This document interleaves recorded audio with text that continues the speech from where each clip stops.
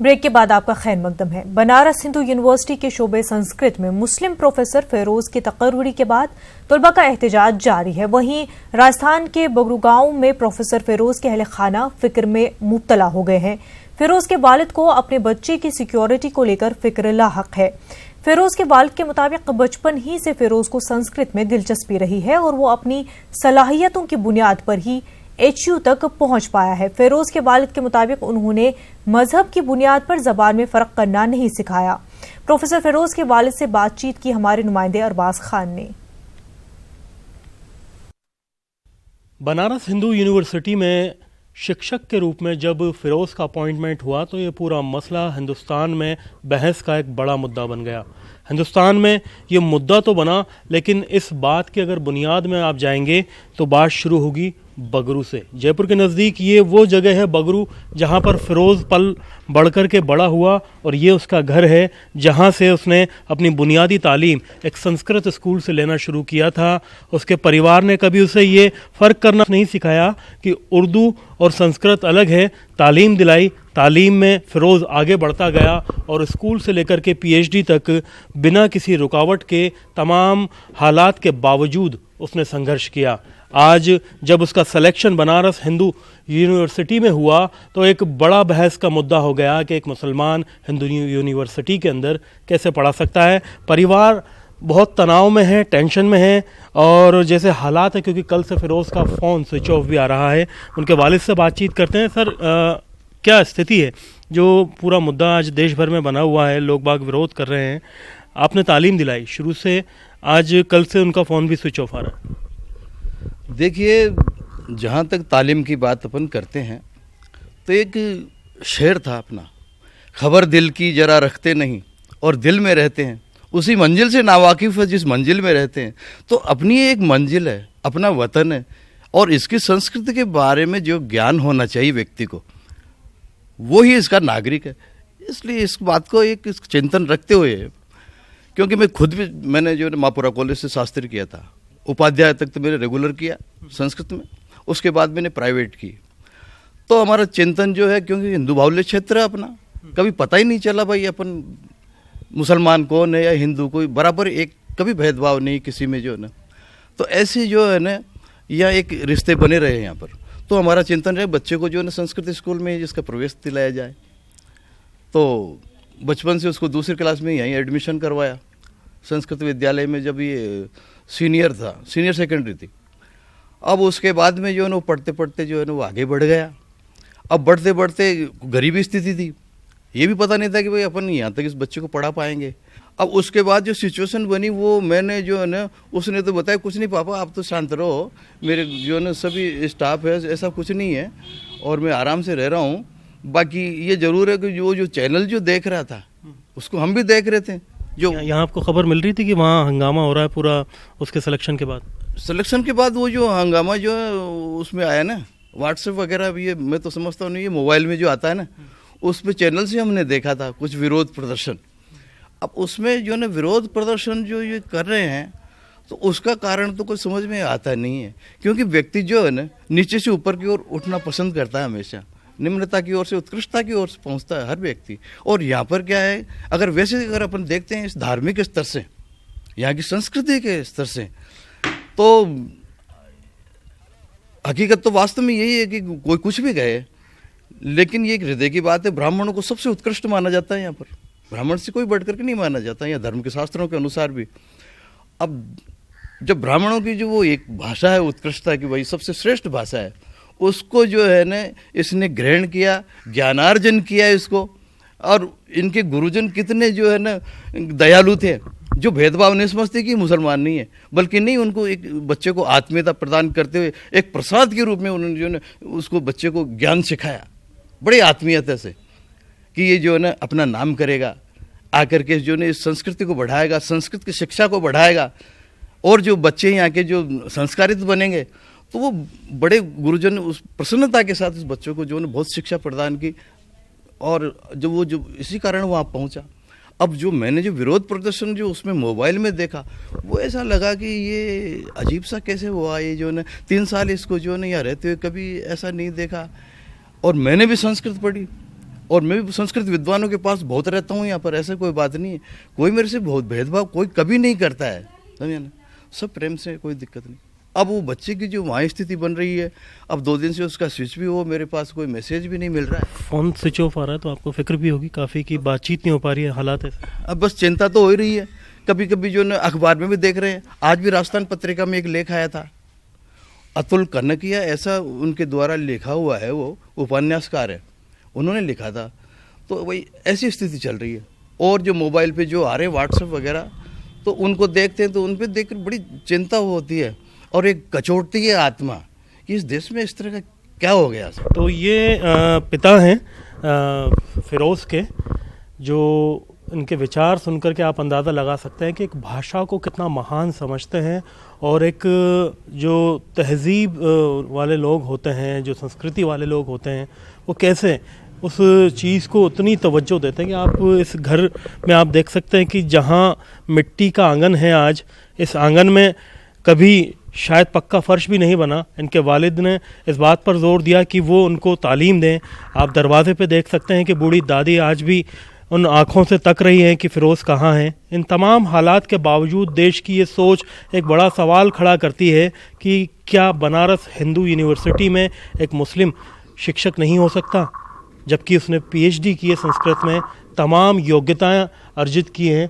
एक बहुत ही विपरीत माहौल में योग्यताएं हासिल करना मुश्किल था, लेकिन जब सफलता मिली तो हालात ये पैदा होंगे तो जाहिर सी बात है सवाल भी बहुत खड़े होंगे। कैमरा पर्सन भवानी के साथ में अरबाज अहमद, न्यूज़ 18 के लिए जयपुर के पास बगरू से। आज दिन भर दिल्ली पुलिस जेएनयू तलबा के पार्लियामेंट मार्च को नाकाम बनाने में लगी रही, लेकिन तलबा एहतिजाज पर अड़े रहे। ताहम वजारत फ़रोग़ इंसानी वसाइल की जानिब से बढ़ी हुई फीस के फैसले को वापस लिए जाने की यकीन दहानी के बाद जोरबाग मेट्रो स्टेशन के पास तलबा ने फिलहाल अपना एहतिजाज वापस ले लिया है। तलबा का एक वफ्द वजारत फ़रोग़ इंसानी वसाइल से मुलाकात कर रहा है। हमारे नुमाइंदे निरंजन बराह रास्त इस वक्त हमारे साथ जुड़ चुके हैं। निरंजन, आपसे जानना चाहेंगे कि आज दिन भर जो है जेएनयू तलबा एहतिजाज करते रहे और उनको पार्लियामेंट की तरफ बढ़ने नहीं दिया गया। ऐसे में काफ़ी ज़्यादा हंगामा भी हुआ और अब जो एक वफ्द है जेएनयू स्टूडेंट्स का, वो मिलने जा रहा है ह्यूमन रिसोर्स डिपार्टमेंट सेक्रेटरी से। आपको इस मीटिंग के लिहाज से क्या कुछ तफसीलात मिल पा रहे हैं?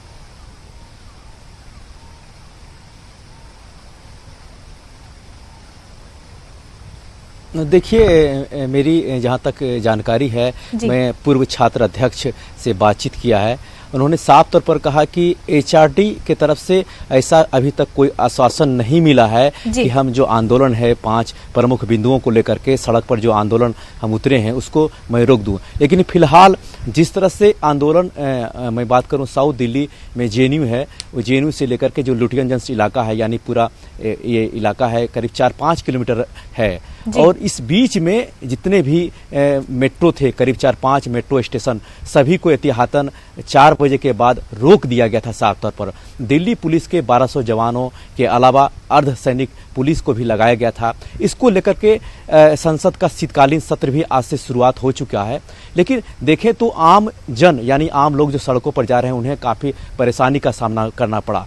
कई ऐसे रोड सड़क हैं जहां पे बैरिकेड का तहत रोक दिया गया था। यानी बात करें तुगलक रोड, जो यहाँ से करीब, मैं जिस जगह से खड़ा हूँ, मैं पार्लियामेंट के पास अभी मौजूद हूँ, यहाँ से मात्र 1 किलोमीटर की दूरी पर ये सब सड़कें आती है। तुगलक रोड, मोतीलाल नेहरू रोड, 7 कल्याण मार्ग जहां प्रधानमंत्री का आवास है, ये सारे जगह बैरिकेटिंग किया गया था और काफ़ी परेशानी हुई। इसको लेकर के छात्र सड़क पर उतरे, हालांकि पार्लियामेंट तक नहीं पहुंच पाए, कई जगह रोका गया और करीब 5 थाने में डिटेन करके बसों में भर करके उन्हें ले जाया गया। लेकिन जो छात्र चुपचाप तरीके से आरके पुरम से अपने कोई वाहन से, कोई निजी वाहन से आकर के जो सड़क पर बीच में हंगामा करने लगे, उसको लेकर के कई बार, एक बार नहीं कई बार झड़प भी हुई। हम बात करें सफदरजंग जो मकबरा है, वहाँ भी एन वक्त पर यानी 7:45 बजे भी पुलिस और जो छात्र थे उसके बीच में भी झड़पें हुई है। उसको लेकर के एक बात हुई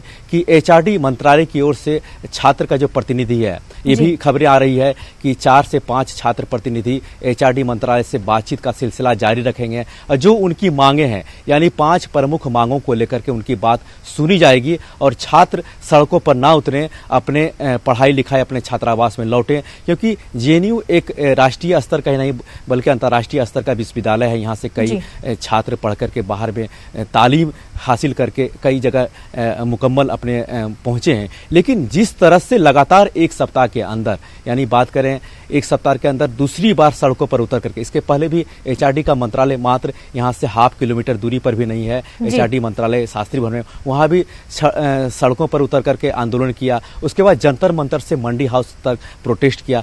ये लगातार इस तरह से जो छात्र यानी बात करें तो एक विचारधारा की जो लड़ाई है, साफ तौर पर अब एक देखें तो एक विचारधारा की लड़ाई चल रही है। आखिर क्या वजह है कि सड़क पर उतर करके अपनी आंदोलन को मांग करके अपनी जायज ठहरा रहे हैं? ये सवाल बहुत बड़ा सवाल है ये। और शीतकालीन सत्र भी चल रहा है। छात्र से जो अभी छात्र प्रतिनिधि से मैंने बातचीत किया है, पूर्व छात्र अध्यक्ष से मैंने बात भी किया बालाजी से, उनसे मेरी सवाल यह था कि आप सदन पटल पर इसकी मांग को लेकर के क्यों नहीं रखते हैं? आखिर आपकी आवाज को जेएनयू में जो मामला है उसको लेकर के आपकी ओर से संसद में कोई आवाज क्यों नहीं उठा रहा है?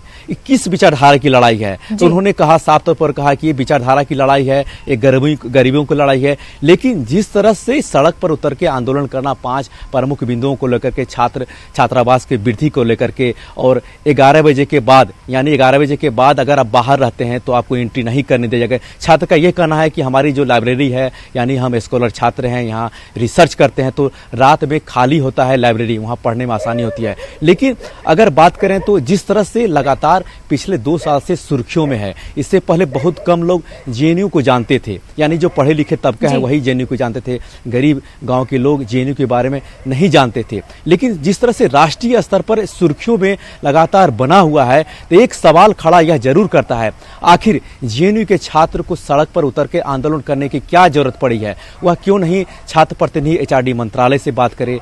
कई स्तर होते हैं जो बात करने का सिलसिला होता है। स्टूडेंट्स को डिटेन किया गया था, क्या उनको रिहा किया गया है? क्योंकि स्टूडेंट्स का इल्जाम है कि उन्हें कहीं अननोन प्लेस पे डिटेन किया गया था।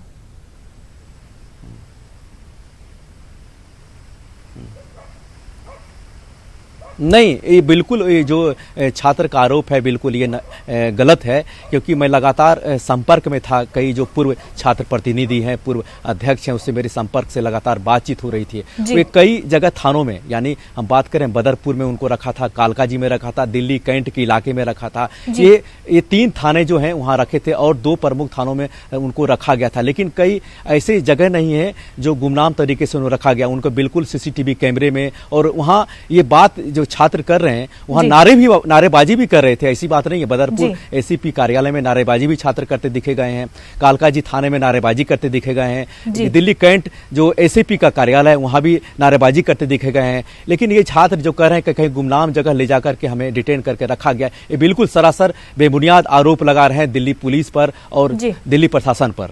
जी बिल्कुल, निरंजन बेहद शुक्रिया आपका।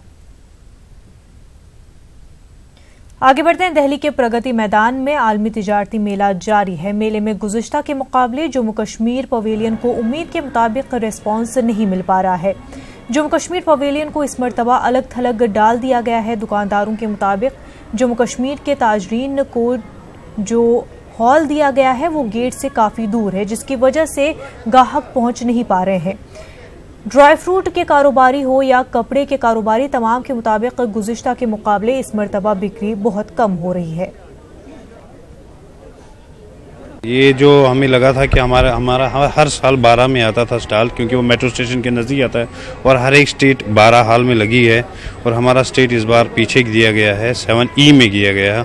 और लोगों को ये भी नहीं पता चलता है कि इसकी डिफरेंस गेट से बहुत ज़्यादा है और लोग चल के भी नहीं आ सकते ज़्यादा, तो इसलिए उसका बहुत इफेक्ट पड़ा हम लोगों पे कि हमारा स्टॉल पीछे लगा गया। हमें लग रहा है कि 50% फ़र्क है। हमें लग रहा था कि जैसे हम खोल ही रहे थे सुबह सुबह तो लोग कस्टमर हमारे आ रहे थे, तो अभी ऐसा कुछ नहीं देखा गया। बिल्कुल काम में बहुत फ़र्क पड़ा है। जैसे हमने पिछले साल में काम किया था या उससे पहले काम कर रहे थे, वैसा काम इस बार नहीं हो रहा है, क्योंकि कस्टमर्स यहाँ पे बहुत कम आ रहे हैं, क्योंकि बहुत पीछे हो गया है। तो कस्टमर्स को पता नहीं कि J&K कहाँ पे लगा हुआ है, तो इस वजह से बहुत परेशानी हो रहा है काम का, बहुत कम काम हो रहा है।